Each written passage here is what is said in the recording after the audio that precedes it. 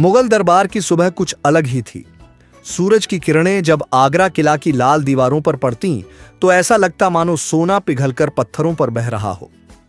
उस दिन दरबार में असामान्य हलचल थी, क्योंकि बादशाह अकबर के चेहरे पर एक रहस्यमयी मुस्कान थी।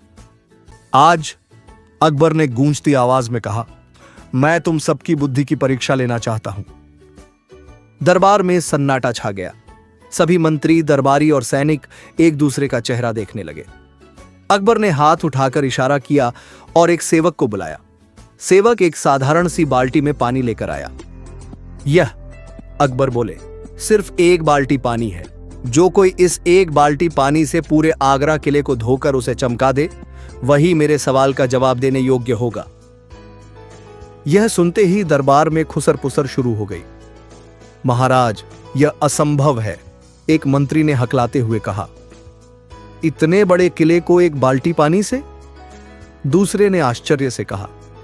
अकबर मुस्कुराए। असंभव या तुम्हारी बुद्धि की सीमा?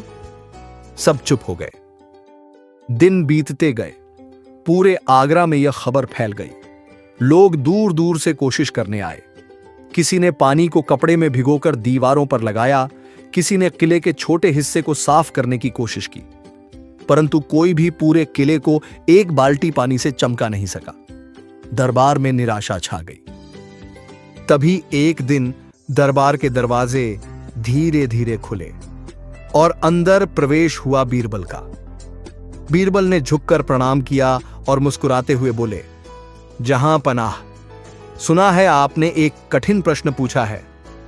अकबर ने आंखों में चमक के साथ कहा, हां बीरबल, और मुझे यकीन है कि तुम भी इसे असंभव ही मानोगे।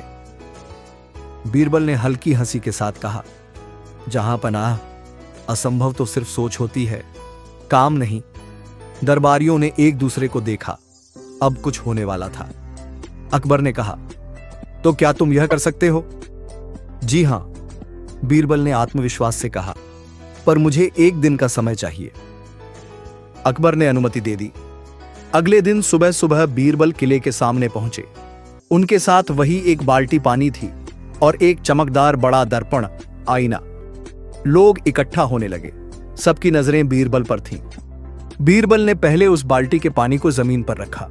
फिर उन्होंने उस दर्पण को किले के सामने इस तरह खड़ा किया कि पूरा किला उसमें साफ दिखाई देने लगा।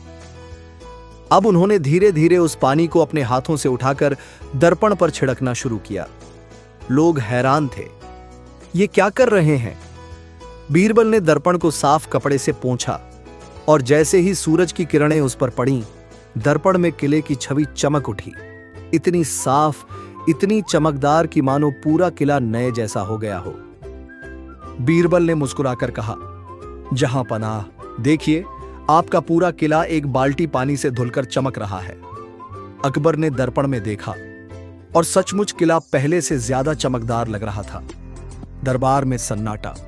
फिर अचानक तालियों की गूंज। एक मंत्री चिल्लाया, लेकिन यह तो सिर्फ प्रतिबिंब है। बीरबल ने तुरंत उत्तर दिया, जहां पनाह ने यह नहीं कहा था कि किले को हाथ से रगड़कर ही साफ करना है। उन्होंने कहा था, एक बाल्टी पानी से धोकर चमकाना है। मैंने पानी से इस दर्पण को साफ किया और इसमें पूरा किला चमक उठा। अकबर की आंखों में गर्व और प्रसन्नता साफ झलक रही थी। बीरबल, उन्होंने कहा, तुमने फिर साबित कर दिया कि बुद्धि से बड़ा कोई हथियार नहीं। दरबारियों के चेहरे उतर गए। जो काम वे ताकत और मेहनत से नहीं कर सके, वह बीरबल ने अपनी चतुराई से कर दिखाया। अकबर ने आदेश दिया, बीरबल को इतना धन दिया जाए कि आज तक किसी दरबारी ने न देखा हो। सोने चांदी के सिक्कों के ढेर लगाए गए। हीरे जवाहरात के बक्से लाए गए। लेकिन बीरबल ने हाथ जोड़कर कहा, जहां पनाह, मुझे इतना ही धन दीजिए जितना मेरी जरूरत के लिए पर्याप्त हो। अकबर मुस्कुराए, तुम्हारी यही सादगी तुम्हें सबसे अलग बनाती है। दरबार खत्म हुआ, लेकिन उस दिन की कहानी पूरे आगरा में फैल गई। लोग कहते थे, जिस काम को दुनिया असंभव कह दे, उसे बीरबल एक नई नजर से देखता है।